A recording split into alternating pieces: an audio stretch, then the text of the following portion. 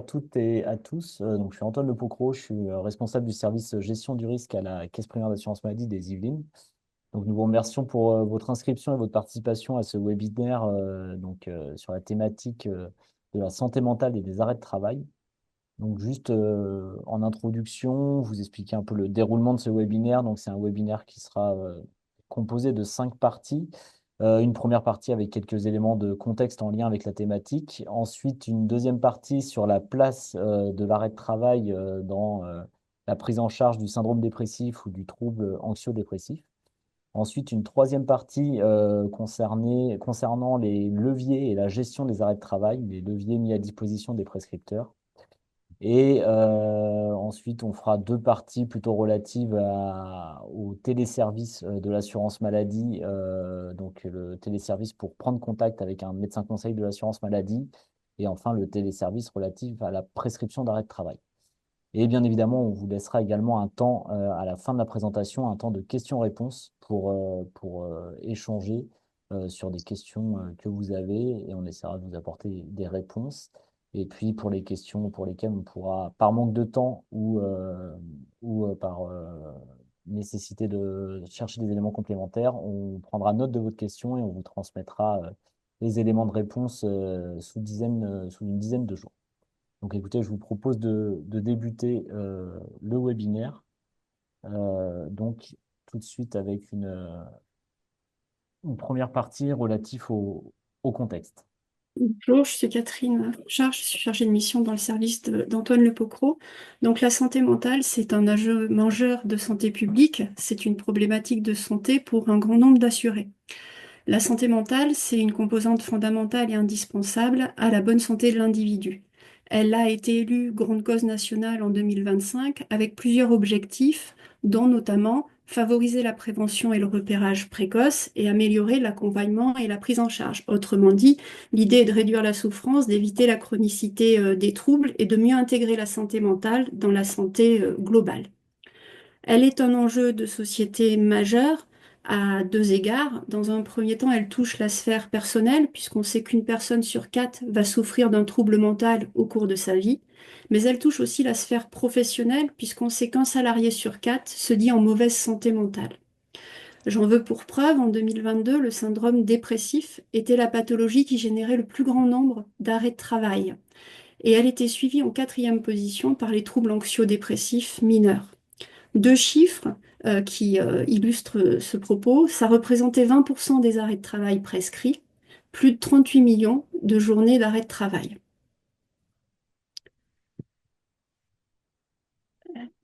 Donc, l'arrêt de travail, la gestion de l'arrêt de travail est un enjeu de préservation de notre système de santé et l'assurance maladie a à cœur d'accompagner tous les acteurs concernés, nos 3 publics, les assurés, les prescripteurs et les entreprises.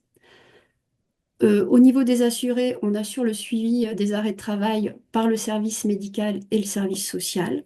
Les prescripteurs, on vous informe, on vous accompagne sur la gestion de l'arrêt de travail, tant les généralistes que les spécialistes.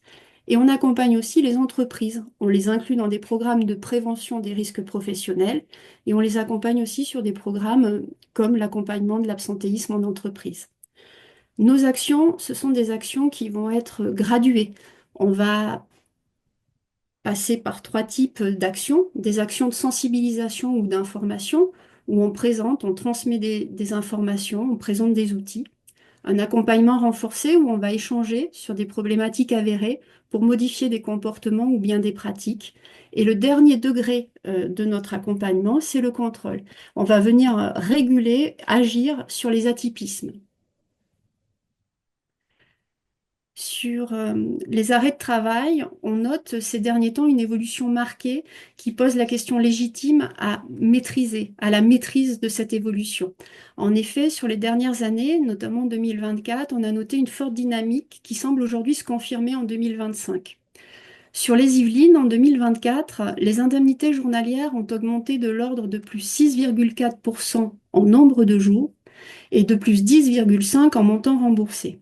Sur la diapo, vous avez des petits graphiques, notamment les graphiques bleus, vous montrent le nombre de jours d'arrêt de travail prescrits par les médecins psychiatres. Sur votre gauche, on raisonne en termes d'années, 2023 comparé à 2024, on note une évolution à la hausse de l'ordre de plus 21,8%. Et sur la partie droite, toujours en bleu, on est toujours sur le nombre de jours d'arrêt de travail prescrits par votre spécialité, mais sur une période de 8 mois, de janvier à août. Je vous demande un instant. Voilà, de janvier à août, pardon. Et là aussi, on note une évolution à la hausse de l'ordre de plus 8,7% entre 2024 et 2025.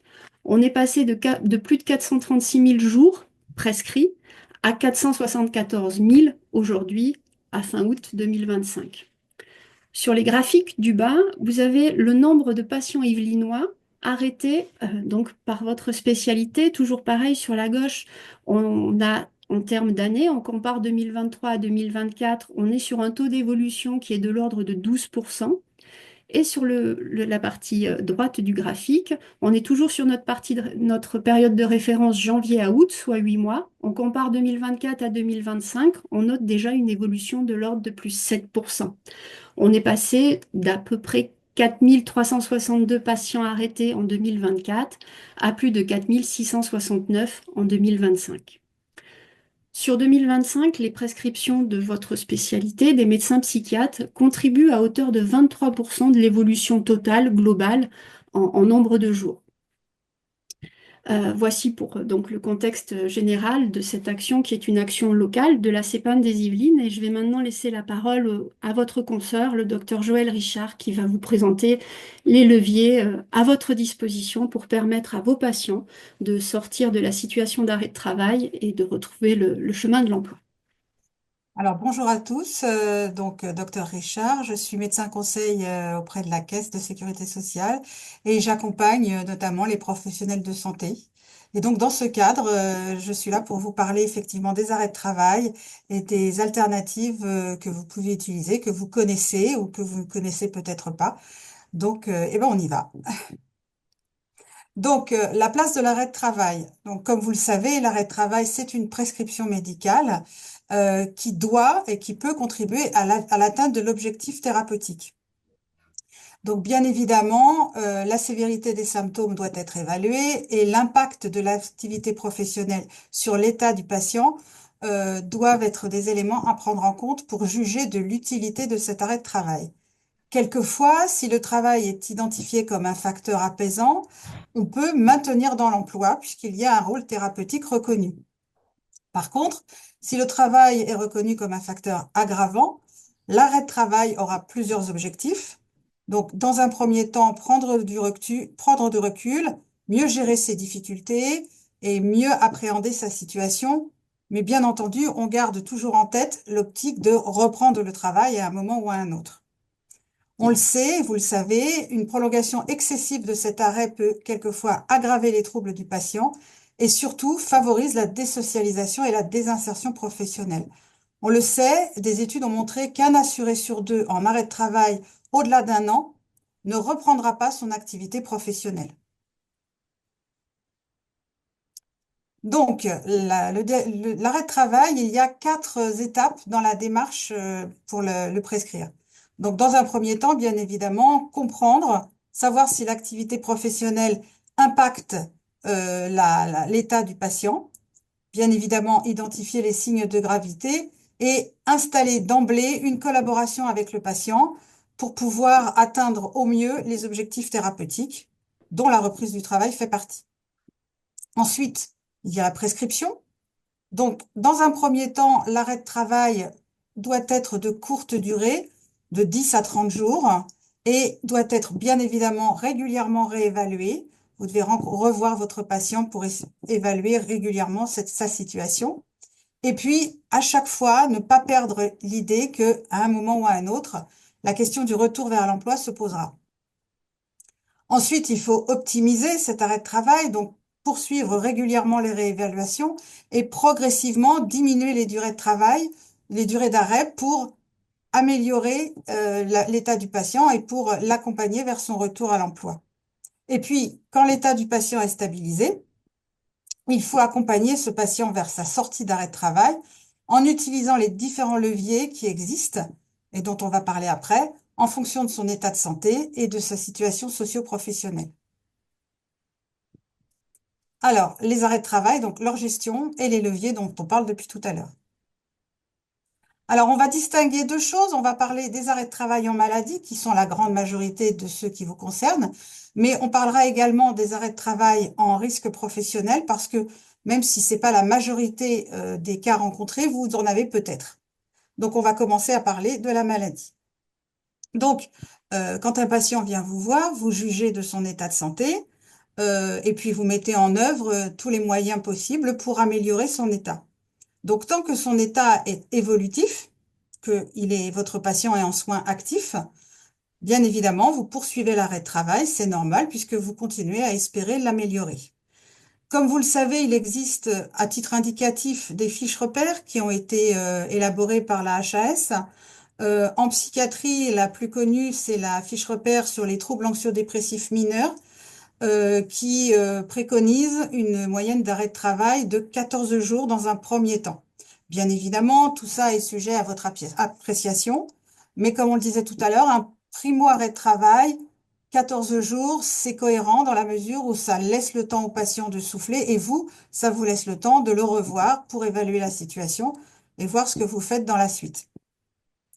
Donc, ensuite, quand on a stabilisé le patient, on peut envisager un temps partiel thérapeutique dont on parlera après.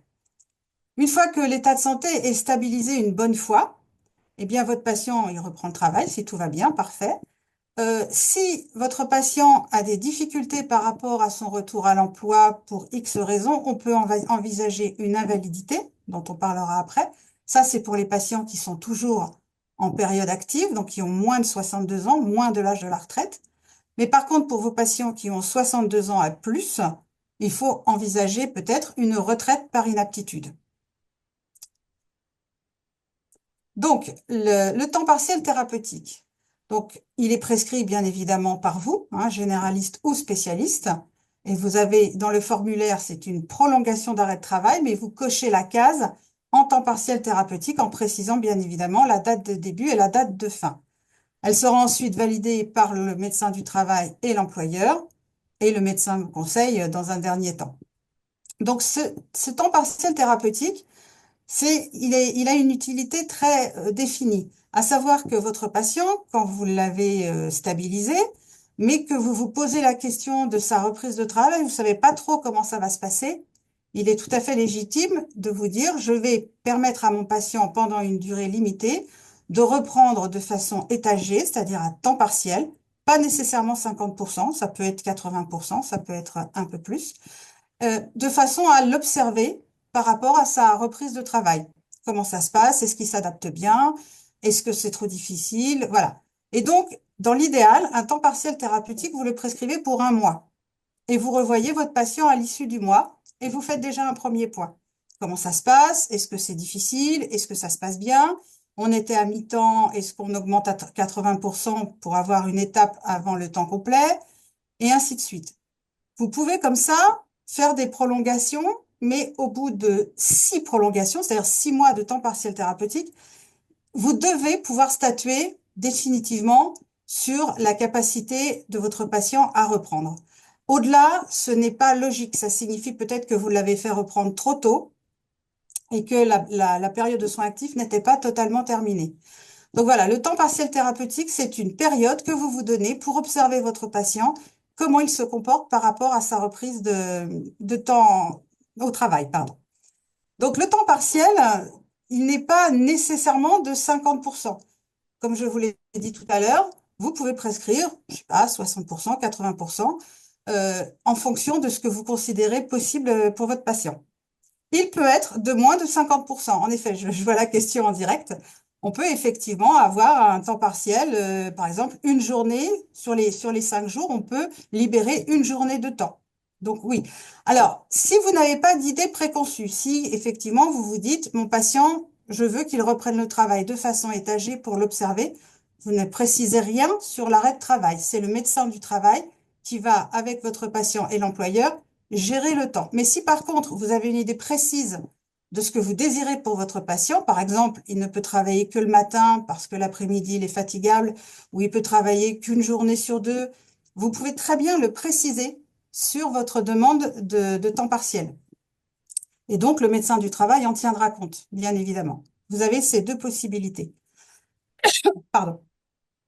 Alors, on dit toujours, enfin souvent j'entends dire, ah mais il faut avoir eu une période de temps complet avant un arrêt de travail à temps partiel. Ce n'est pas vrai. Vous pouvez d'emblée avoir une personne qui arrive dans votre cabinet, vous jugez que, elle est fragile, mais elle peut encore travailler, mais effectivement on va alléger son temps de travail pour l'observer et vous pouvez d'emblée prescrire un temps partiel thérapeutique. Pour rappel, un temps partiel thérapeutique est un arrêt maladie, hein, un arrêt de travail. On est encore dans le cadre de la prise en charge par la Caisse de sécurité sociale. Donc voilà, ah, l'arrêt de travail à temps complet n'est pas nécessaire préalablement, sauf pour les travailleurs indépendants, mais c'est des clauses particulières.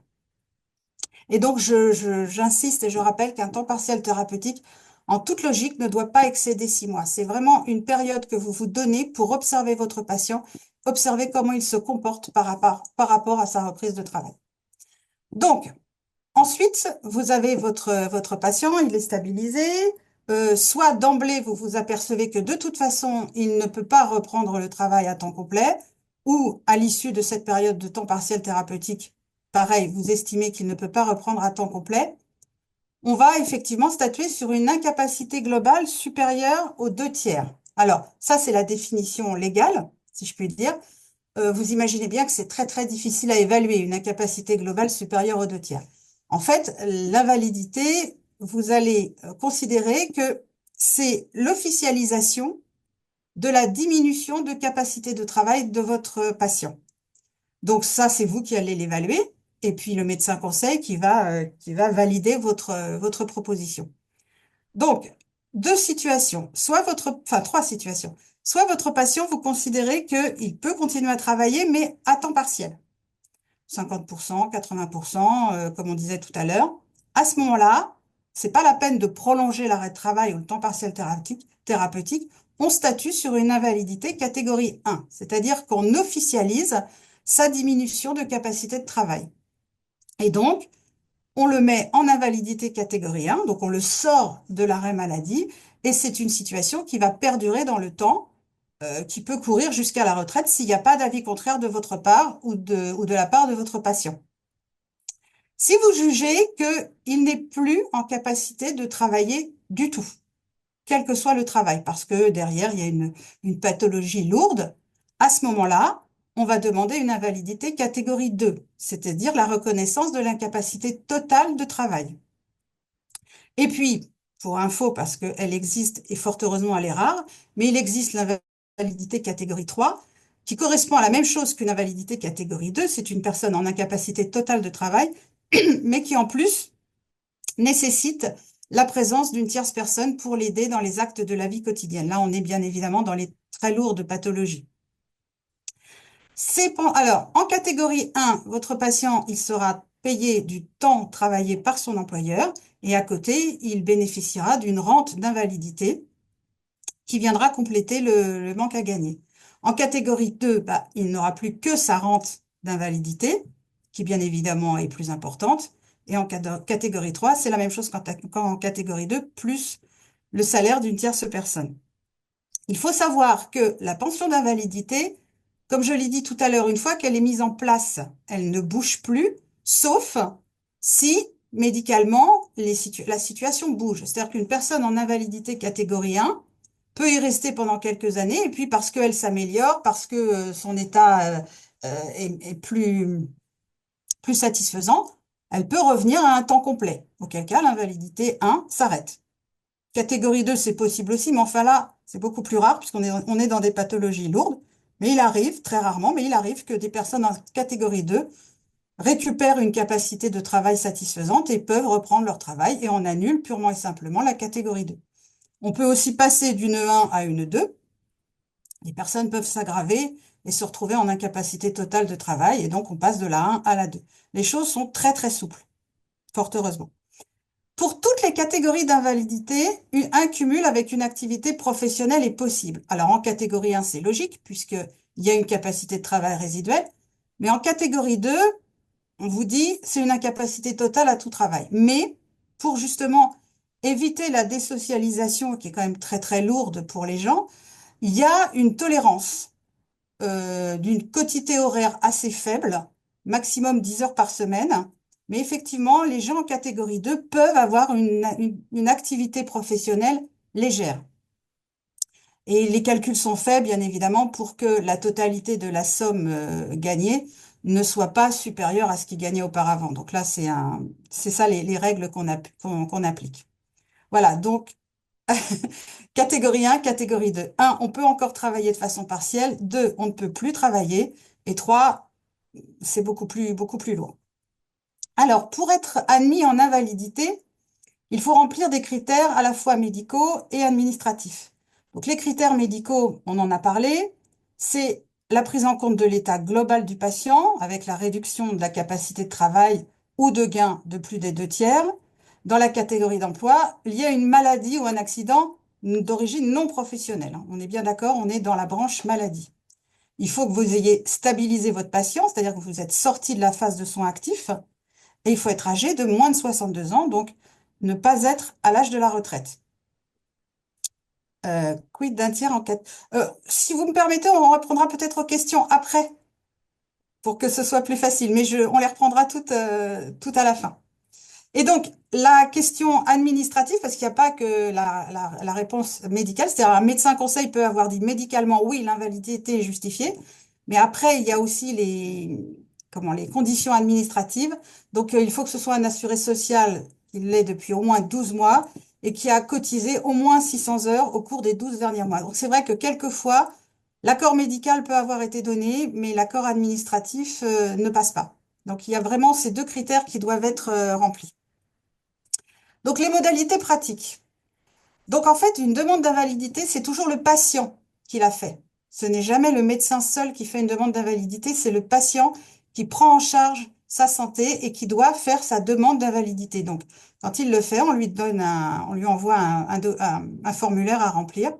Mais ce qu'il faut, et c'est l'idéal pour nous à la caisse, c'est que cette demande soit appuyée par son médecin ou par le spécialiste. Euh, il faut un certificat assez détaillé sur la situation du patient, sa pathologie, ses traitements, son évolution et pourquoi l'invalidité est justifiée. Pourquoi je vous dis ça? C'est parce que quand nous recevons les demandes d'invalidité émises par les patients, si la demande d'invalidité est seule, ça va être compliqué parce que nous, on va devoir convoquer le patient et ça va demander des délais. Par contre, si la demande d'invalidité, elle est complétée par un certificat médical qui appuie la demande, nous, on va faire ce qu'on appelle une étude du dossier sur pièce. On ne convoquera pas le patient si on a les éléments nécessaires et la mise en invalidité sera beaucoup plus rapide. Donc, pensez à appuyer les demandes de vos patients. Donc, pour les personnes en invalidité, que ce soit la 1 ou la 2, et a fortiori la 3, tous les soins médicaux sont pris en charge à 100%, dans la limite des tarifs de la Sécu, à part évidemment les médicaments. Ça, c'est une petite chose à savoir. Voilà.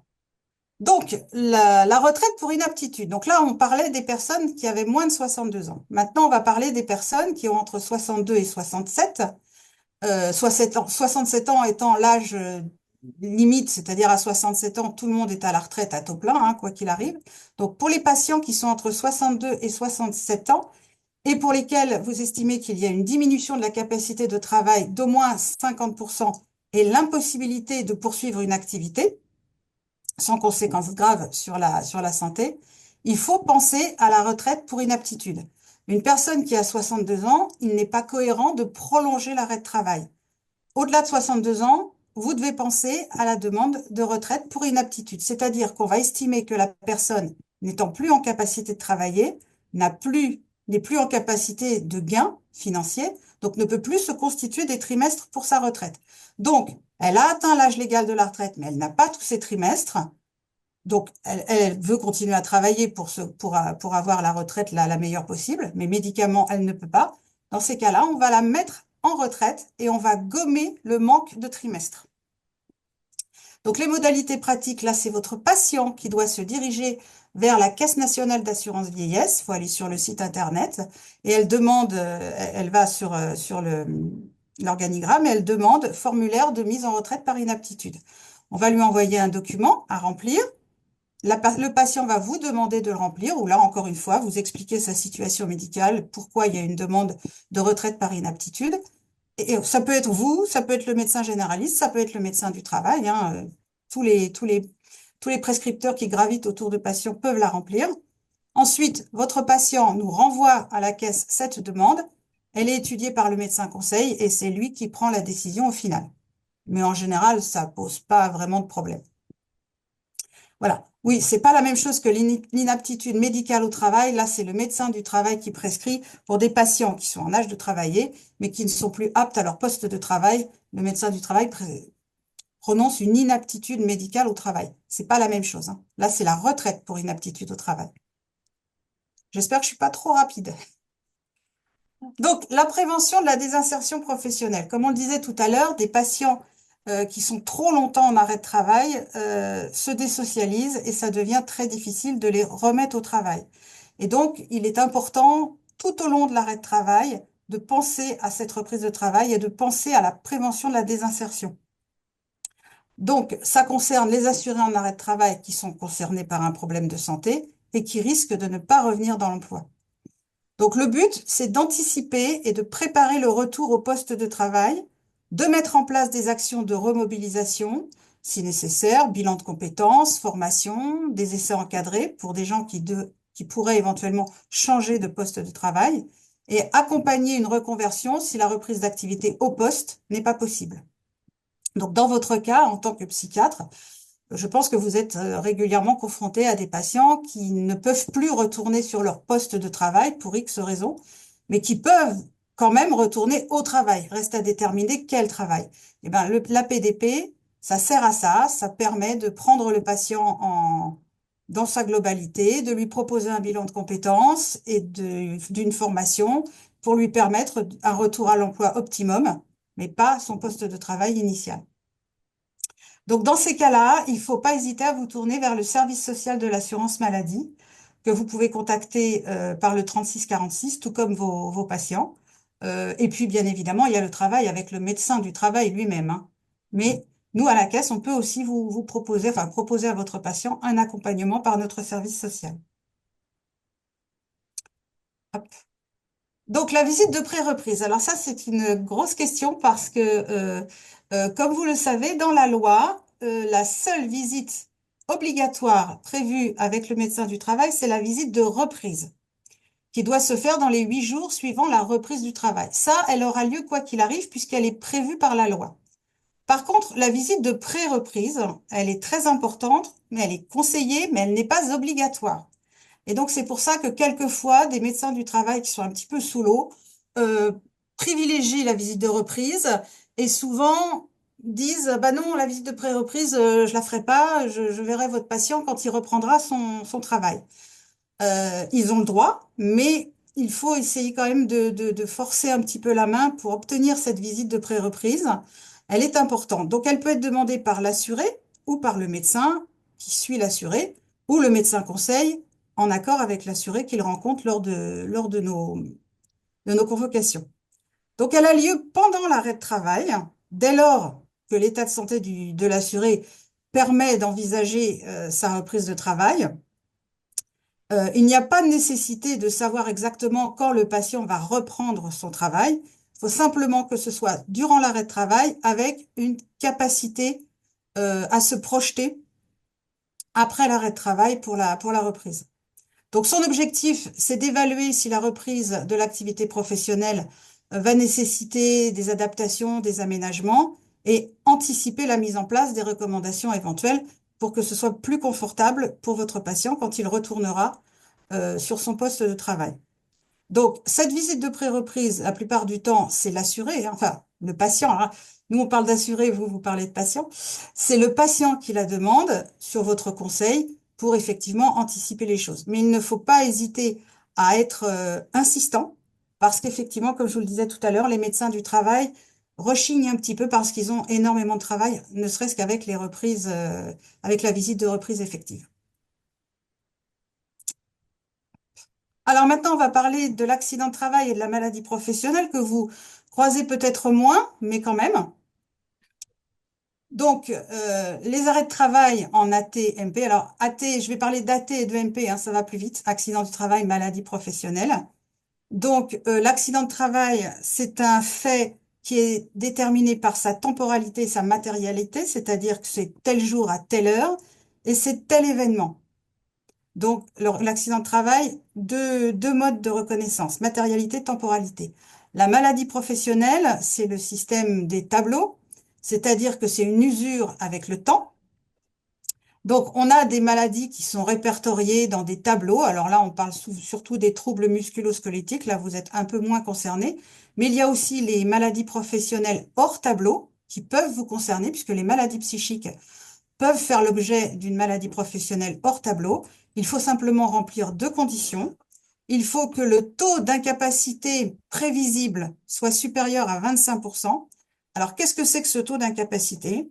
C'est-à-dire qu'une personne, avant qu'elle soit impactée par une maladie professionnelle, on estime qu'elle était à 100% de ses capacités.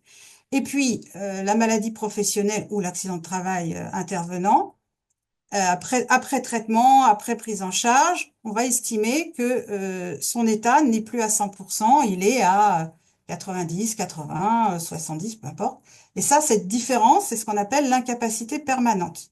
Donc, pour une reconnaissance en maladie professionnelle hors tableau d'une maladie psychique, il faut que ce taux d'incapacité prévisible soit supérieur ou égal à 25%. Voilà. Et puis, bien évidemment, alors, dans le cadre des maladies psy concernées par les risques professionnels, on a le stress post-traumatique, on a la dépression, possiblement d'origine professionnelle, et on a l'anxiété. C'est les trois pathologies qu'on va le plus rencontrer. Et le burn-out, bien évidemment. Sachant que le burn-out est reconnu, comme vous le savez, comme maladie depuis peu. Voilà, donc en psychiatrie, non, un petit peu trop tôt. En psychiatrie, effectivement, vous pouvez avoir une reconnaissance en maladie professionnelle hors tableau. Donc là, on est effectivement le cadre, je reprends l'organigramme. Donc l'état de votre patient, une fois qu'il a été reconnu en AT ou en MP, tant qu'il est évolutif, votre patient, il nécessite soit du repos et des soins, bah, vous le prolongez, hein, bien évidemment, pendant la période de soins actifs nécessaires. Soit quelquefois, ça ne peut être que des soins. Ça peut être par exemple un suivi par un psychologue, mais il n'y a pas nécessairement d'arrêt de travail à la clé. Donc vous pouvez prescrire aussi uniquement des soins. Et puis, une fois que l'état de santé n'est plus actif, n'est plus évolutif, que vous avez stabilisé, que vous avez consolidé, parce que là, on parle de consolidation. Stabilisation, c'est en maladie. Consolidation, c'est en risque pro, mais ça décrit la même chose. C'est la fin des soins actifs. Si vous estimez qu'il... Je reprendrai les questions après, hein, je me permets. Donc, si vous estimez qu'il n'y a pas de séquelles liées à l'événement, eh bien, vous faites un certificat médical final et vous guérissez le patient, sachant que guérison ne veut pas dire oubli. Il peut y avoir une rechute. Même après avoir une guérison, il peut y avoir une rechute. J'insiste lourdement parce que on pense souvent qu'on utilise le terme de guérison et que ça ferme tout. Non, même si on a défini quelqu'un comme étant guéri, il y a la possibilité d'une rechute. Ou vous estimez des séquelles. Et là, si vous estimez des séquelles, eh bien, vous allez établir un certificat médical final en décrivant des séquelles. Et là, votre patient va être convoqué par un médecin conseil pour estimer ces séquelles et estimer le droit à indemnisation lié à ces séquelles. Hop, voilà. Donc, les certificats médicaux en AT-MP. Alors là, il y a une petite coquille qui s'est glissée. Donc, c'est vous qui l'établissez, hein, généraliste ou spécialiste. Donc, le certificat médical initial, qui est descriptif des lésions décrites, enfin, constatées. Donc, ça peut être rempli par le généraliste, mais ça peut aussi être rempli par un psychiatre. Alors là, ce n'est pas le certificat initial ensuite, c'est le certificat final que vous remplissez lors de la guérison ou de la consolidation. Et puis après, il y a les rechutes, sachant qu'une rechute, sa définition, c'est qu'il y a un lien direct et exclusif avec l'accident ou la maladie initiale. Ça, c'est très important, cette notion de lien direct et exclusif. Voilà. Hop. Ah ben moi, je m'arrête là. Moi, je m'arrête là, mais je répondrai aux questions, vous inquiétez pas après. Du coup, justement, pour laisser un peu de temps ensuite aux questions-réponses, je vais être assez succinct sur les deux points à venir. Donc, comme on l'a pu l'évoquer, bah, vous allez pouvoir parfois être amené à demander un appui éventuellement du service médical de l'assurance maladie. Et dans ce cas-là, la question se pose, c'est comment échanger avec un médecin conseil? Donc là, la réponse est assez simple. En fait, il y a un canal unique à privilégier qui est un téléservice qui est accessible depuis le portail Amélie Pro. Donc, le téléservice, c'est contacter le médecin conseil. Donc, c'est un téléservice qui permet en fait une traçabilité, une sécurisation des données qui vont être transmises de votre part vers le service médical de l'assurance maladie. Donc, vous allez voir, de toute façon, le diaporama vous sera transmis à la suite de de ce webinaire. On vous a fait un peu voilà, des captures d'écran pour vous faciliter la navigation, à savoir comment rédiger un message à adresser à un médecin conseil de l'assurance maladie. Donc, avec des captures d'écran sur l'interface principale donc qui est semblable à une navigation assez classique sur une boîte mail. Et puis ensuite, les éléments à intégrer dans la création du message, avec la possibilité d'envoyer des pièces jointes, bien évidemment de préciser l'objet et d'identifier le patient concerné par votre demande. Donc sur cette identification du patient, bah, il y a deux possibilités. Soit le patient en fait a déjà été identifié puisque vous avez passé sa carte vitale et donc du coup les informations sont déjà sur son identification sont déjà intégrées au moment où vous allez adresser le message, soit il n'y a pas eu cette identification au préalable, et dans ce cas-là, ce sera à vous de saisir le numéro de sécurité sociale du patient comme nécessité avant d'envoyer votre message au médecin conseil. Donc, pour toutes ces questions relatives à l'usage des téléservices, surtout n'hésitez pas, vous avez une adresse mail donc, qui est mentionnée sur cette diapo qui vous permet en fait de prendre contact avec les services des délégués numériques en santé, donc voilà, qui sont vraiment des professionnels de l'assurance maladie avec une mission principale, accompagner les professionnels de santé sur l'usage des téléservices. Donc voilà, sur toute question d'ordre un peu technique ou opérationnel lié à ces téléservices, c'est vraiment le réflexe qu'il faut avoir. Enfin, dernier point qu'on souhaitait présenter pour conclure ce webinaire, c'est l'arrêt de travail. En pratique, comment l'établir? Donc là, c'est pareil, c'est assez simple. Enfin, il y a un message central qu'on souhaite transmettre, c'est vraiment avoir recours à l'avis d'arrêt de travail dématérialisé, qui est également accessible via Amélie Pro. C'est la solution qui est à privilégier pour tous les médecins libéraux, puisque vous pouvez accéder via votre identification avec carte CPS ou ICPS au téléservice et donc réaliser aussi bien les prescriptions initiales ou les prolongations d'un arrêt de travail, et ce pour la majorité des assurés sociaux, puisqu'une grande majorité des régimes de sécurité sociale sont couverts et donc intégrés dans ce service. Donc on les a cités là sur cette diapositive. Donc là, pareil, si vous avez des questions un peu sur la navigation et l'utilisation de ce téléservice, n'hésitez pas à adresser un mail donc sur la boîte dédiée des délégués numériques en santé. Et enfin, dernier point qui est un sujet d'actualité, dans certains cas, l'accès au téléservice avis d'arrêt de travail dématérialisé n'est pas toujours possible parce que parfois il peut y avoir des indisponibilités d'Amélie Pro ou pour certains patients qui sont rattachés à des régimes spécifiques, par exemple les assurés de la MGEN. Donc dans ce cas-là, bah, le recours et l'utilisation du formulaire papier avec une évolution notable sur cette année 2025, c'est la mise en place d'un formulaire CERFA sécurisé d'avis d'arrêt de travail depuis le 1er septembre 2025. Donc, l'intégralité des professionnels de santé qui peuvent prescrire des arrêts de travail ont été dotés d'un stock de 100 exemplaires préidentifiés avec leurs informations, à savoir leur numéro ADI, leur nom, prénom et leur spécialité.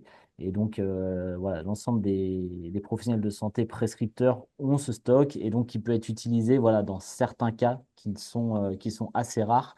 Et la première solution qu'il faut garder en tête et que nous préconisons, c'est le recours à la vie d'arrêt de travail dématérialisé. Voilà pour les aspects là, purement opérationnels. Ce que je vous propose, c'est de revoir peut-être du coup les questions que vous avez pu formuler et qu'on apporte quelques compléments d'information. J'imagine que Joël, la majorité des questions vont te Alors, concerner. Donc je te laisse oui, prendre la main. la question principale que je vois là, c'est l'imputabilité. La question de l'imputabilité qui effectivement est une question importante. Donc pour la maladie professionnelle, la question de l'imputabilité du travail comment elle se pose. Donc, vous recevez un patient et vous soupçonnez que le travail peut avoir été un facteur prédisposant à l'état de votre patient. Donc, vous estimez qu'avec le temps, votre patient s'est dégradé et que son état actuel est lié clairement à la situation professionnelle, à ce qui s'est passé au travail. Donc là, dans ces cas-là, vous allez faire un premier arrêt en maladie, tout court, à votre patient. Parce que, on ne peut pas prouver l'imputabilité à ce stade. Mais à côté, vous allez nous faire un petit message en nous disant, voilà, pour le patient machin, je pense que le travail a joué un rôle majeur dans la survenue de ces troubles. Et je demande la reconnaissance en maladie professionnelle. Donc nous, quand on va recevoir ce message de votre part, on va peut-être vous envoyer quelques questions supplémentaires pour préciser un petit peu la situation. Et on va envoyer un enquêteur sur le lieu de travail de votre patient. Et puis il va y avoir une enquête, un petit peu comme une enquête policière, pour savoir un petit peu les conditions, ce qui s'est passé et ainsi de suite. Et on va établir un rapport et la question va être soulevée. Et si la reconnaissance de l'implication du travail dans l'état de votre patient est reconnue, donc l'imputabilité, à ce moment-là, on requalifiera en maladie professionnelle tout depuis le début, depuis vos premiers arrêts en maladie. Donc, on transformera l'arrêt en maladie en arrêt en maladie professionnelle une fois qu'on aura établi l'imputabilité. Donc voilà, pour la reconnaissance en maladie professionnelle, c'est ça qu'il faut faire. C'est un arrêt en maladie dans un premier temps et une demande de reconnaissance en maladie professionnelle immédiatement en expliquant pourquoi vous estimez que le travail a joué un rôle dans l'état actuel de votre patient. Et nous, derrière, on va mener une enquête, oui, comme une enquête policière, pour savoir un petit peu si effectivement l'imputabilité est à reconnaître. Et à ce moment-là, ce sera pris en charge en maladie professionnelle hors tableau, comme je vous l'expliquais tout à l'heure. Idem pour l'accident de travail.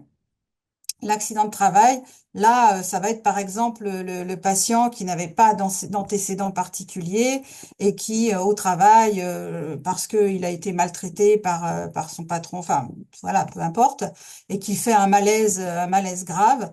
Là, effectivement, vous nous décrivez là, vous faites directement une déclaration d'accident de travail. Enfin, l'employeur va faire une déclaration d'accident de travail en expliquant que le patient a fait un malaise sur son lieu de travail. Et vous, à côté, vous allez faire un certificat médical initial en décrivant l'état de votre patient et en disant, voilà, mon patient me déclare que il y a eu je sais pas, il y a eu un gros accrochage avec le patron, et ainsi de suite. Et après, c'est à l'appréciation du médecin conseil pour reconnaître l'accident de travail, enfin l'état psychique en accident de travail. Voilà, j'espère que j'ai répondu à la question qui m'était posée. En ATMP, le certificat initial peut-il être dématérialisé? Oui, bien sûr. Sachez que de toute façon, si vous avez des questions, alors parce que j'ai été un petit peu rapide pour rester dans notre créneau, mais sachez que si vous avez des questions qui vous viennent à l'issue de ce petit webinaire, vous pouvez toujours nous les poser et vous, comme vous disait Monsieur Le Pocro, nous vous ferons une réponse dans les 10 jours, hein, il n'y a aucun problème. Parce que je sais très bien que là, à chaud, c'est pas toujours évident, mais après, il y a des questions qui peuvent se poser. Je voulais juste aussi préciser tout à l'heure, quand on vous parlait des échanges sécurisés avec le service médical, avec le médecin conseil, sachez que vous pouvez mettre des informations médicales. Il n'y a aucun problème, c'est une veille. Ce ne sont que des médecins conseils et des infirmières du service médical qui lisent la messagerie. Donc, il n'y a pas de risque de rompre le secret professionnel. Là, j'insiste beaucoup là-dessus parce que je comprends qu'il puisse y avoir des réticences parce qu'on échange des informations quand même privées. Mais sachez que là, il y a une veille qui est respectée de façon très, très sécurisée.